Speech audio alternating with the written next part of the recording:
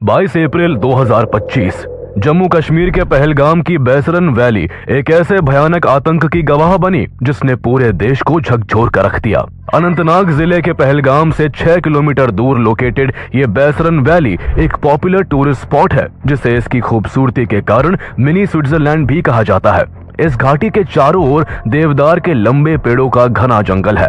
आसपास बहती नदियां हैं और दूर ऊंचाई पर बर्फ से ढकी चोटियां हैं, जो इस घाटी को एक ऐसी नायाब जगह बनाती है कि टूरिस्ट खुद ब खुद इस ओर खींचे चले आते हैं। उस दिन भी सैकड़ों लोग कश्मीर की इन सुंदर वादियों में अपनों के साथ समय बिताने आए थे। कोई कई महीनों की सेविंग्स करके अपने परिवार के साथ यहाँ छुट्टियां मनाने पहुंचा था, कोई अपने बेटे के अच्छे नंबर लाने पर उसे यहाँ घुमाने लाया था, तो कोई अपनी नई शादी के बाद इन हसीन वादियों में हनीमून मनाने आया था। चारों तरफ बस खूबसूरती और खुशहाली थी। बच्चों की हंसी, कैमरों की क्लिक और लोगों की बातचीत के बीच माहौल में एक सुकून भरी गूंज थी। कोई धरती के स्वर्ग को बस निहारे जा रहा था, तो कोई अपनी पत्नी की बाहों में ऐसे खोया हुआ था जैसे वो कुछ पल के लिए अपने सारे गमों को भूलकर बस इस पल में समा जाना चाहता हो। किसी को जरा सा भी अंदाजा नहीं था कि अब से बस कुछ देर में यहाँ कुछ ऐसा होने वाला है जो इस जन्नत जैसे माहौल को कुछ ही पलों में नरक बना देगा। जब सब लोग अपनों के साथ इस हसीन मंजर में डूबे हुए थे, तभी देवदार के पेड़ों से 5 से 6 लोग निकलकर वहां पहुंचते हैं।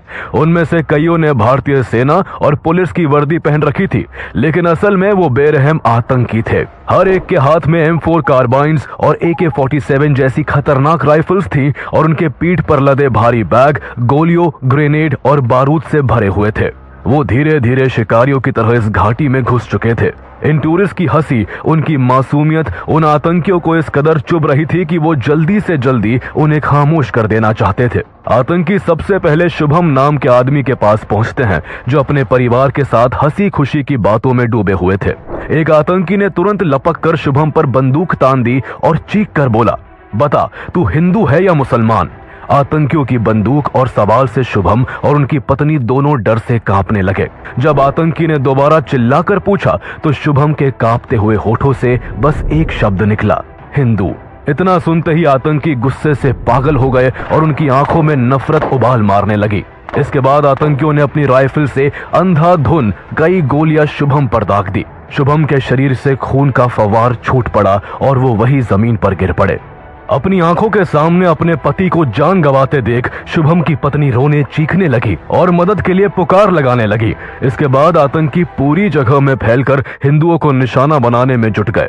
एक आतंकी की नजर इंडियन नेवी के लेफ्टिनेंट विनय नरवाल पर पड़ी, जो अपनी नई नवेली दुल्हन हिमांशी के साथ थे। उनकी शादी को महज अभी 6 दिन ही हुए थे और वह अपनी नई जिंदगी की शुरुआत कश्मीर की इन खूबसूरत फिजाओं में करने आए थे। लेकिन आतंकियों ने एकदम से उनकी खुशगवार जिंदगी को मौत के अंधेरे में धकेल दिया। आतंकी ने विनय के पास आकर उनका नाम और धर्म पूछा। जवाब में हिंदू सुनते ही आतंकी ने उन्हें भी गोली मार दी और आगे बढ़ गया।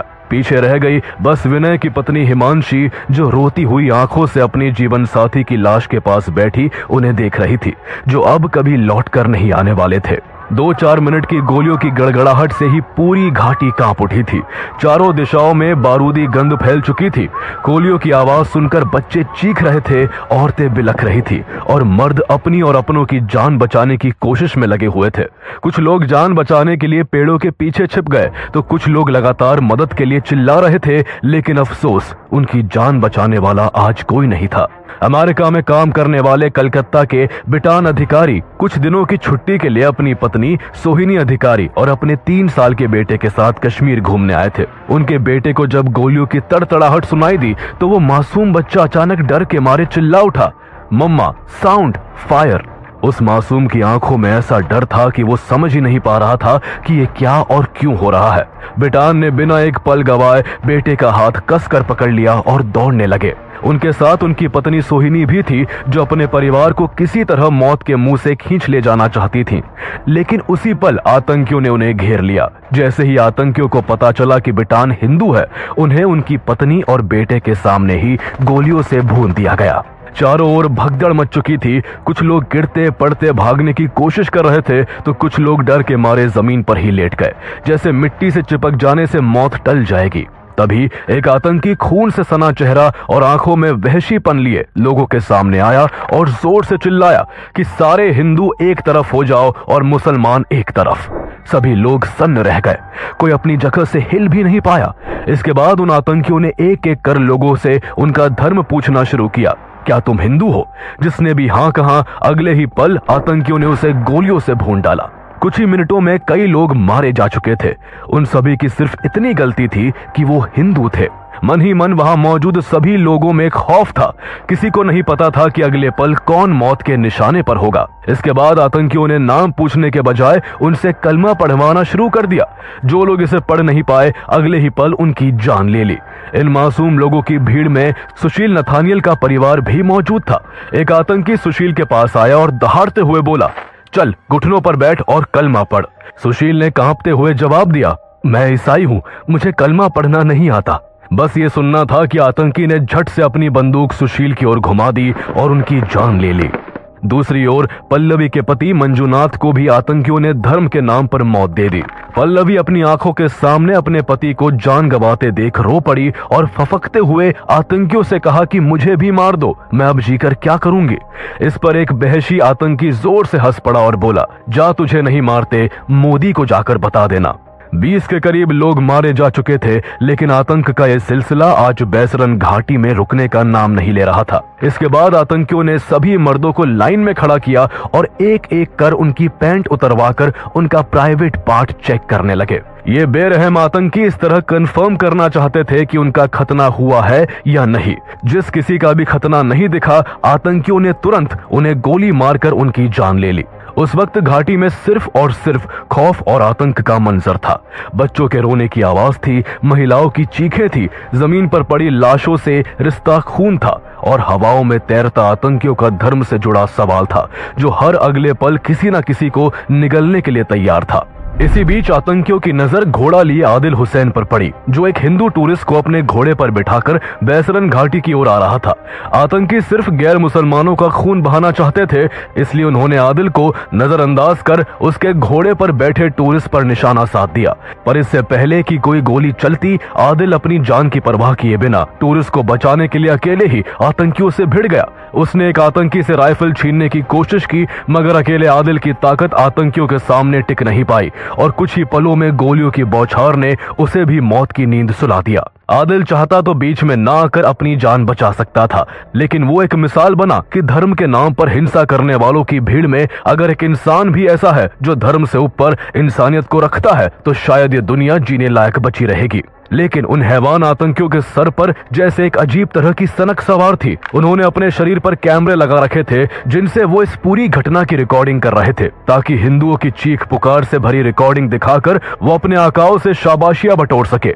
उन आतंकियों को जब वहां कोई और गैर मुस्लिम मर्द नहीं दिखा, तो वो पहले से ही मर चुके लोगों पर फिर से गोलियों की बौछार करने लगे और मरे हुए लोगों के लहूलुहान जिस्मों के साथ वहशी दरिंदे की तरह हंसते हुए सेल्फियां लेने लगे। उन्होंने पूरे 300 राउंड फायरिंग की थी। हैरानी की बात यह थी कि उन आतंकियों ने एक भी महिला को नहीं मारा था, क्योंकि उनके लिए ये औरतें उस घटना का सिर्फ गवाह नहीं थी, बल्कि उनकी दरिंदगी का जीता जागता सबूत थी, जिन्हें उन्होंने सिर्फ इसलिए छोड़ा था ताकि ये जिंदा लाशें जाकर इस नरसंहार की खबर देश और सरकार तक पहुंचा सके। इस आतंकी हमले में 26 निर्दोष लोगों की जान चली गई, जबकि करीब 20 लोग बुरी तरह से घायल हुए। ये जम्मू कश्मीर के इतिहास का one of the deadliest terror attack था, जिसमें धर्म पूछकर लोगों को यूं खुलेआम मारा गया था। The terrorists spared no one as they massacred a valley in Pahalgam. Terrorists asked for religious identity of people and shot down those who weren't Muslims. हमारे सामने ही सबको मारा, उधर कोई पुलिस वाला भी नहीं था, मार दिया हमें। They belong to a group called the TRF. एक साथ 26 लोगों की हत्या करने के बाद आतंकी देवदार के पेड़ों से घिरे जंगल में घुस गए और बेफिक्र होकर वहां से तेजी से भाग निकले। मृतकों के परिवार फूट फूट कर रो रहे थे और जो 20 लोग घायल थे वो भी काफी देर तक वही दर्द के मारे तड़पते रहे। सबसे हैरानी की बात यह थी कि वहां सुरक्षा बलों का कोई नामो निशान नहीं था। कोई नहीं था जो उन लोगों को बचाता, उनकी आंखों में साफ दिख रही मौत के साए को दूर कर उन्हें जिंदगी की उम्मीद देता। ना कोई सुरक्षा कर्मी था और ना ही कोई मेडिकल हेल्प। बैसरन घाटी काफी ऊंचाई पर है, इसलिए यहाँ तक वाहन नहीं लाए जा सकते। यहाँ पैदल या फिर घोड़े और खच्चर पर सवार होकर आया जा सकता है। ऐसे में दर्द से चीखते लोगों को देख जहाँ कई लोकल लोग हाथ पर हाथ रखे सब कुछ चुपचाप देखते रहे, तो वही कुछ लोकल कश्मीरी लोग हिम्मत करके मदद के लिए आगे आए। किसी ने किसी बच्चे को पीठ पर बिठाकर नीचे पहुंचाया, तो किसी ने अपने घोड़े पर बिठाकर घायलों की मदद करनी शुरू की। इतना बड़ा हमला हो जाने के काफी देर बाद भी CRPF, Jammu and Kashmir police और आर्मी तक इसकी इंफॉर्मेशन नहीं पहुंच पाई थी। संयोग से उस समय सीआरपीएफ बटालियन के कमांडिंग ऑफिसर राजेश कुमार किसी काम से बैसरन घाटी से गुजर रहे थे। तभी उन्हें घाटी से उतरते लोगों की हड़बड़ाहट और रोने की पुकार सुनाई दी। उन्होंने एक घोड़े वाले को रोककर पूछा कि यहाँ कुछ हुआ है क्या। उस घोड़े वाले ने बताया कि साहब, बैसरन में गोलियां चली है और काफी लोगों की जान चली गई है और कई लोग घायल पड़े हुए हैं। इतना सुनते ही राजेश कुमार सारा मामला समझ गए और बिना कोई देरी किए पास के सीआरपीएफ कैंप को इन्फॉर्म करके जल्द से जल्द क्विक एक्शन टीम को बैसरन घाटी पहुंचने को कहा और खुद घटनास्थल की ओर निकल पड़े। आतंकी हमले की सूचना मिलते ही सीआरपीएफ तुरंत एक्शन में आ गई। 25 कमांडो की एक क्विक एक्शन टीम को तैयार करके बैसरन घाटी रवाना कर दिया गया। सीआरपीएफ का यह कैंप बैसरन घाटी से करीब 7 किलोमीटर की दूरी पर था और रास्ता भी काफी पहाड़ी था, इसलिए क्विक एक्शन टीम को घटनास्थल तक पहुंचने में 40 मिनट लग गए। क्विक एक्शन टीम ने वहां पहुंचते ही सबसे पहले यह श्योर किया कि वहां पर कोई आतंकी तो नहीं छिपा हुआ है। वहां उन्हें आतंकी तो नहीं, पर डर के मारे छिपे हुए लोग जरूर दिखाई दिए, जिनकी आंखों में अब भी मौत का खौफ था। इन्हीं में से 3 लोगों का गोली लगने से काफी खून बह चुका था और उन्हें जल्द से जल्द मेडिकल एड की नीड थी। उन तीनों को हेलीकॉप्टर से अनंतनाग के डिस्ट्रिक्ट हॉस्पिटल के लिए रवाना किया गया, लेकिन दुर्भाग्य से ज्यादा खून बहने की वजह से उन 3 में से एक घायल आदमी ने रास्ते में ही दम तोड़ दिया। बाकी के उन 2 घायलों को सुरक्षित हॉस्पिटल पहुंचा दिया गया। उनके अलावा और भी जो लोग घायल हुए थे उन्हें भी नियर बाय मेडिकल सेंटर्स पहुंचाया गया। कुछ ही देर में आर्मी और जम्मू एंड कश्मीर पुलिस की टीम घटनास्थल पर पहुंच गई और उन्होंने मिलकर एक बड़ा रेस्क्यू मिशन चलाया। हालांकि अब तक टूरिस्ट में इस कदर खौफ बैठ चुका था कि जब सीआरपीएफ के जवान उनकी मदद के लिए वहां पहुंचे तो कई लोगों ने उन्हें आतंकवादी समझा, क्योंकि आतंकी भी सेना और पुलिस की वर्दी पहनकर आए थे। एक महिला तो रोकर सीआरपीएफ के जवानों के आगे गिड़गिड़ाने लगी, प्लीज मेरे बच्चे को मत मारना, मैंने पहले ही अपने पति को खो दिया है। उस महिला का ये खौफ देखते ही सीआरपीएफ के जवानों के रोंगटे खड़े हो गए। उन्होंने तुरंत सभी को शांत किया और बताया कि वो भारत के जवान हैं और उनकी रक्षा के लिए आए हैं। भले ही इंडियन फोर्सेस बाद में घटनास्थल पर पहुंची और घायलों को रेस्क्यू किया, लेकिन इस हमले में हुई 26 निर्दोष लोगों की मौत ने भारत की सुरक्षा व्यवस्था पर गहरे प्रश्न चिन्ह खड़े कर दिए थे। वहां सुरक्षा बल का ना होना अथॉरिटीज की लापरवाही को दर्शाता है। सबसे हैरानी की बात यह है कि पहलगाम में हुए आतंकी हमले से पहले इंटेलिजेंस ब्यूरो को 4 अप्रैल 2025 को एक इंटेल मिला था कि पाकिस्तान के एक आतंकी संगठन ने अपने लोकल गुर्गों को हमले के लिए पहलगाम के होटलों की रेकी करने का निर्देश दिया था। ये जानकारी subsidiary multi agency centre SMACA के जरिए साझा भी की गई थी, लेकिन इसके बावजूद मौके पर एक भी सुरक्षा कर्मी मौजूद नहीं था। हालांकि बाद में भारत सरकार ने इस पर सफाई देते हुए कहा कि लोकल अथॉरिटीज ने सिक्योरिटी एजेंसीज को इन्फॉर्म किए बिना समय से पहले ही बैसरन वैली को खोल दिया था, जबकि हर साल इस घाटी को जून में अमरनाथ यात्रा के वक्त खोला जाता था। सरकार की सफाई पर भी गहरा सवाल था कि जब बैसरन वैली के खुलने के बारे में मैगी और चाय बेचने वालों को पता था, उन हजारों टूरिस्ट को मालूम था जो यहाँ घूमने आए थे, तो सरकार, सिक्योरिटी फोर्सेस और इंटेलिजेंस एजेंसी से आखिर ये जानकारी कैसे छुपी रह गई। इसके अलावा ये कितनी विडंबना की बात है कि कैसे आतंकी इतनी ज्यादा वेपनरी के साथ बड़ी आसानी से कश्मीर में घुसकर अटैक करते हैं और बिना पकड़ाए भाग भी जाते हैं। आतंकियों ने इस पहलगाम हमले को अंजाम देने से पहले कई दिनों तक रेकी की थी, लेकिन फिर भी सिक्योरिटी फोर्सेस को इस प्लानिंग की कानो कान खबर तक नहीं लगी और उनके सूत्रों का नेटवर्क धराशायी हो गया। जम्मू कश्मीर में ये कोई पहला आतंकी हमला नहीं है। इससे पहले चाहे 2016 का उरी अटैक हो या बारामुल्ला अटैक, 2019 का पुलवामा अटैक हो या फिर 2024 का रियासी अटैक, हमारी सिक्योरिटी फोर्सेस को घटना होने के बाद अपनी चूक का पता चल पाता है। आखिर बार बार ऐसी लापरवाही कैसे हो जाती है, क्यों हमारी इंटेलिजेंस एजेंसीज और सिक्योरिटी फोर्सेस एक दूसरे से कोऑर्डिनेट करके किसी भी आतंकी हमले को होने से पहले ही नहीं रोक पाती है। देश में चाहे किसी भी पार्टी की सरकार हो, आतंकी हर बार अपने मंसूबों में कामयाब रहे हैं। 2001 का पार्लियामेंट अटैक हो या 2002 का अक्षरधाम हमला, 2005 का दिल्ली सीरियल ब्लास्ट हो या 2006 का Mumbai train blast, 26/11 Mumbai attack हो या फिर 2016 का पठानकोट एयरबेस अटैक, आतंकियों ने हर बार देश को नुकसान पहुंचाया है और हमारी सिक्योरिटी फोर्सेस और इंटेलिजेंस एजेंसीज इन्हें रोकने में नाकाम रही है। जैसे ही पहलगाम में हुए इस आतंकी हमले की खबर मीडिया में आई, पूरा देश सन्न रह गया। इस हमले में जिन पत्नियों ने अपने पति और जिन बच्चों ने अपने पिता को अपनी आंखों के सामने आतंकियों के हाथों मरते देखा था, जब उनके मुंह से देश के लोगों ने उस भयानक हमले के बारे में सुना तो सभी के रोंगटे खड़े हो गए।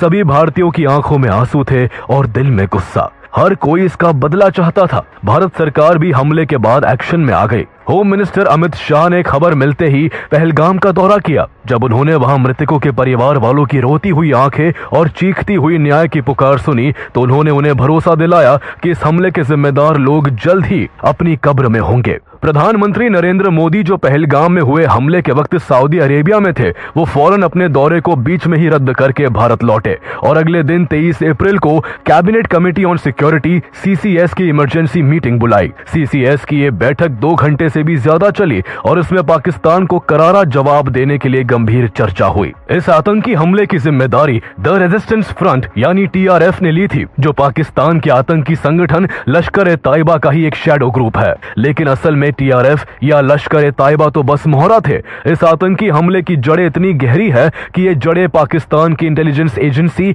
ISI, पाकिस्तान के आर्मी चीफ जनरल असीम मुनीर और पाकिस्तान की शहबाज शरीफ की सरकार तक पहुंचती है। दरअसल पाकिस्तान अभी एक बहुत बुरे दौर से गुजर रहा है। वहां की सरकार पहले से ही लड़खड़ा कर चल रही है। वहीं दूसरी ओर पाकिस्तान के अलग अलग राज्यों में भयंकर अस्थिरता का माहौल है। पता नहीं आने वाले वक्त में पाकिस्तान का कौन सा हिस्सा अलग होकर नया देश बन जाए।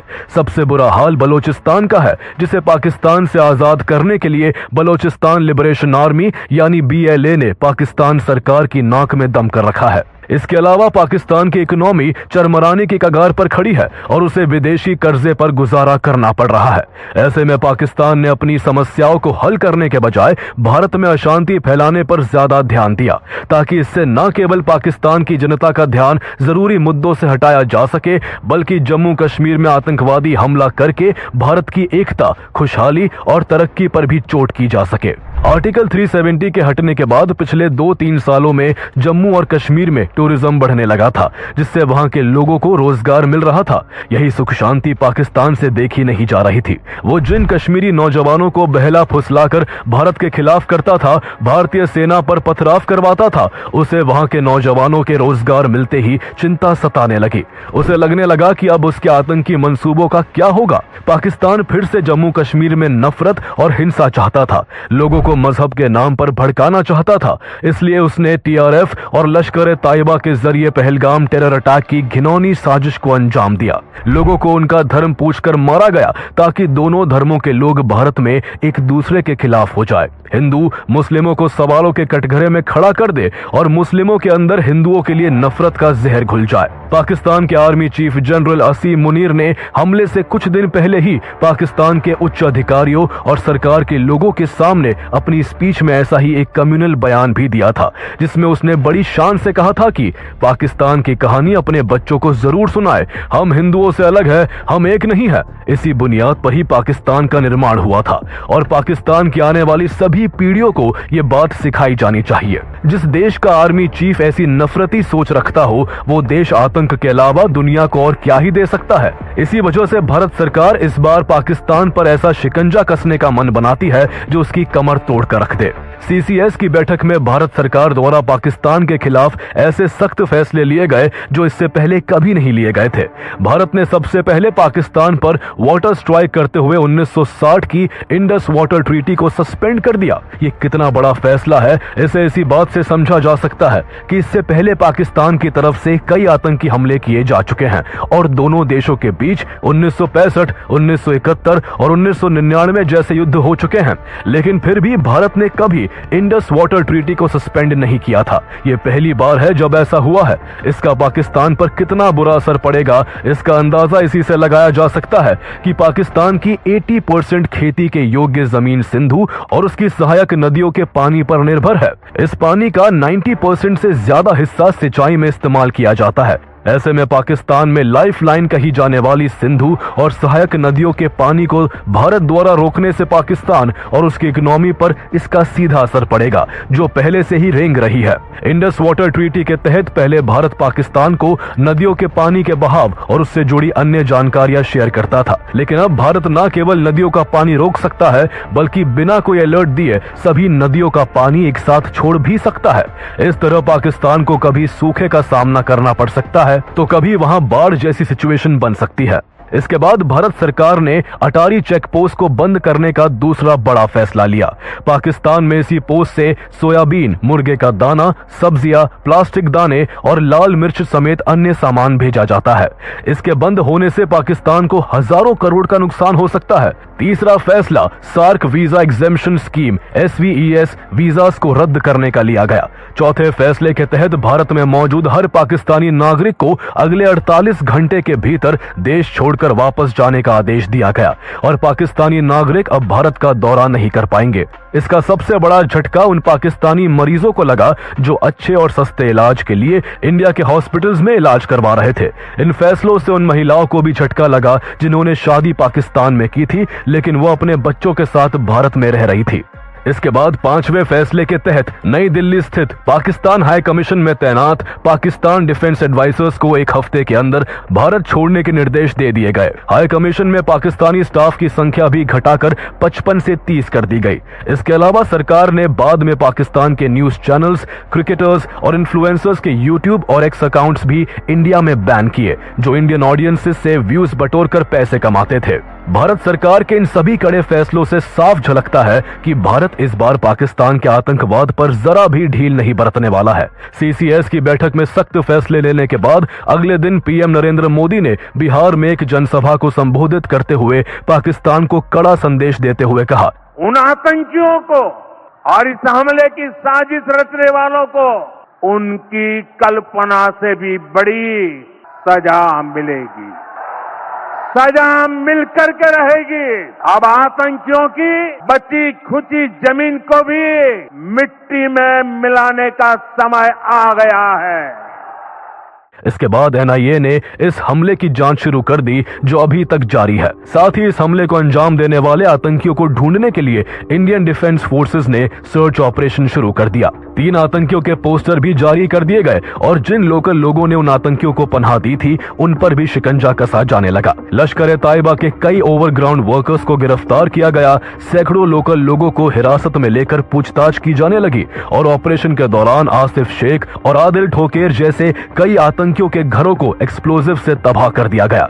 सुरक्षा बलों और आतंकियों के बीच मुठभेड़ भी हुई जिसमें 6 पैरा SF के हवलदार झंटू अली शेख शहीद हो गए। इस बीच जम्मू कश्मीर में सक्रिय 14 लोकल आतंकियों की सूची जारी की गई जिन्होंने पाकिस्तानी दहशतगर्दों को लॉजिस्टिक्स और जमीनी सहायता के अलावा सुरक्षित पनाह भी मुहैया कराई थी। इनमें 3 हिजबुल मुजाहिदीन, 8 लश्कर और 3 जैश-ए-मोहम्मद से जुड़े हैं। भारत की इस कड़ी प्रतिक्रिया को देख पाकिस्तान और उसके आतंकियों पर ऐसा असर हुआ कि जिस आतंकी संगठन TRF ने पहले इस हमले की जिम्मेदारी ली थी वो भी भारत की कार्रवाई से घबराकर अपने बयान से पलट गया।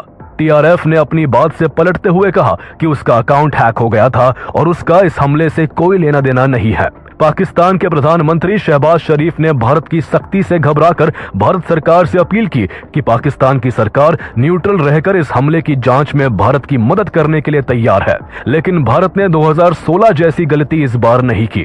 2016 में जब पठानकोट एयरबेस अटैक हुआ था तब दोनों देशों के बीच ये तय हुआ था कि दोनों देशों की इन्वेस्टिगेशन टीम एक दूसरे के देशों में आकर इस हमले की जांच करेंगी। भारत सरकार ने पाकिस्तान की इन्वेस्टिगेशन टीम को जांच के लिए भारत आने दिया था, लेकिन पाकिस्तान ने भारत की इन्वेस्टिगेशन टीम को पाकिस्तान आने की इजाजत नहीं दी थी और पठानकोट अटैक को फॉल्स फ्लैग बताकर हमले के लिए भारत को ही जिम्मेदार ठहरा दिया था। जब पाकिस्तान ने देखा कि भारत अब अपनी कार्रवाई से पीछे नहीं हटेगा तो उसने भी बौखलाकर शिमला एग्रीमेंट रद्द कर दिया और अपना एयर स्पेस इंडियन प्लेन्स के लिए बंद कर दिया। भारत की तरफ से की गई 2016 की उरी सर्जिकल स्ट्राइक और 2019 की बालाकोट एयर स्ट्राइक का पाकिस्तान की सेना में ऐसा डर है कि पहलगाम हमले के बाद से पाकिस्तान की सेना लगातार एलओसी पर फायरिंग कर सीज फायर का वायलेशन कर रही है। उसे डर है कि कहीं इंडियन कमांडोज पिछली बार की तरह इस बार भी उसकी पनाह में बैठे आतंकियों और उनके कैंपों को ढेर ना कर दे। पाकिस्तान का एक खौफ तब और बढ़ गया जब पीएम नरेंद्र मोदी ने 29 अप्रैल को देश के हायर डिफेंस ऑफिसर्स के साथ एक बैठक की, जिसमें उन्होंने साफ कहा कि देश से आतंक को खत्म करने के लिए हमारी सेना कोई भी एक्शन लेने के लिए पूरी स्वतंत्र है। जवाब कब और कैसे देना है ये तय करने के लिए सेना को खुली छूट है। जहां अमेरिका, ब्रिटेन, इटली, फ्रांस और सऊदी अरब जैसे दर्जनों देशों ने पाकिस्तान के आतंकवाद की निंदा करते हुए खुद को भारत के साथ बताया, तो वही चाइना पाकिस्तान को अपना समर्थन दे चुका है। पाकिस्तान के अलावा अगर कोई ऐसा देश है जो भारत को हमेशा नुकसान पहुंचाना चाहता है तो वो चाइना है। जब से अमेरिका और चीन के बीच टैरिफ वॉर शुरू हुई है तब से अनुमान लगाया जा रहा है कि इसका सबसे ज्यादा फायदा भारत को हो सकता है। चाइना के इन्वेस्टमेंट्स भारत में आएंगे, जिससे चीन की इकोनॉमी को झटका लगेगा और भारत की इकोनॉमी की रफ्तार और भी बढ़ जाएगी। आज इंडिया वर्ल्ड की 5th लार्जेस्ट इकोनॉमी है और एक्सपर्ट्स के हिसाब से 2028 तक भारत दुनिया की 3rd लार्जेस्ट इकोनॉमी बन जाएगा। ऐसे में चीन के लिए भारत का इतना कामयाब होना उसे अपने लिए और भी बड़ा खतरा लग रहा है, जिस वजह से वो भारत के खिलाफ जाने के लिए पाकिस्तान और उसके आतंकवाद का समर्थन करने को भी तैयार है। ऐसे में भारत के लिए जम्मू कश्मीर में बार बार होते आतंकी हमलों पर फुल स्टॉप लगाना बेहद जरूरी है।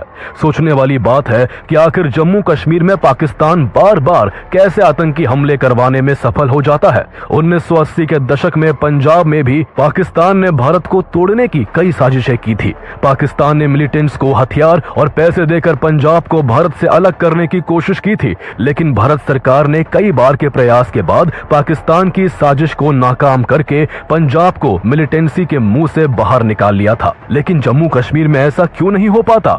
कई दशकों की उथल पुथल के बाद भी आखिर क्यों पाकिस्तान की साजिशों को हमेशा हमेशा के लिए खत्म नहीं किया जा सका है? दरअसल पंजाब की स्थिति को भारत सरकार इसलिए काबू कर सकी क्योंकि इंडियन गवर्नमेंट का पंजाब पर पूरा कंट्रोल था। इसके अलावा पंजाब में सेपरेटिस्ट को लोकल लोगों का सपोर्ट नहीं था, इसलिए पाकिस्तान के मंसूबे कामयाब नहीं हो सके। लेकिन जम्मू एंड कश्मीर की स्थिति पंजाब से बिल्कुल अलग है। 1947-48 के फर्स्ट कश्मीर वॉर के बाद से जम्मू एंड कश्मीर का करीब 35% हिस्सा पाकिस्तान के कब्जे में है, जिसे पाकिस्तान ऑक्यूपाइड कश्मीर यानी पीओके के नाम से जाना जाता है। पीओके को ही पाकिस्तान ने आतंक का अड्डा बनाया हुआ है। पीओके की ज्योग्राफिकल कंडीशंस आतंकियों को भारत में घुसपैठ का एक आसान रास्ता प्रदान करती है। घाटियों, पहाड़ों, घने जंगलों और कमजोर फेंसिंग वाली एलओसी से होकर आतंकी आराम से भारत में दाखिल हो जाते हैं।